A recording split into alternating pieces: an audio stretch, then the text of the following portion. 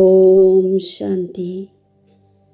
സാധാരണതയിലൂടെ മഹാനതയെ പ്രസിദ്ധമാക്കുന്ന സിമ്പിളും സാമ്പിളുമായി ഭവിക്കട്ടെ.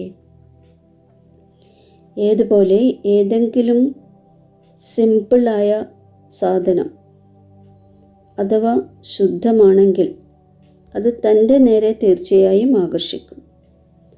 അതേപോലെ മനസ്സിൻ്റെ സങ്കല്പത്തിലും സംബന്ധത്തിലും വ്യവഹാരത്തിലും ജീവിത രീതിയിലും ആരാണോ സാധാരണവും ശുദ്ധവുമായിരിക്കുന്നത് അവർ മാതൃകയായി സർവരെയും തൻ്റെ നേരെ സ്വതവേ ആകർഷിക്കുന്നു. സിമ്പിൾ എന്നാൽ സാധാരണത. സാധാരണതയിൽ തന്നെയാണ് മഹാനത പ്രസിദ്ധമാകുന്നത്. ആരാണോ സാധാരണം, അതായത് സിമ്പിൾ അല്ലാത്തത്, അവർ പ്രോബ്ലമായി മാറും, അതായത് പ്രശ്നരൂപമായി മാറുന്നു.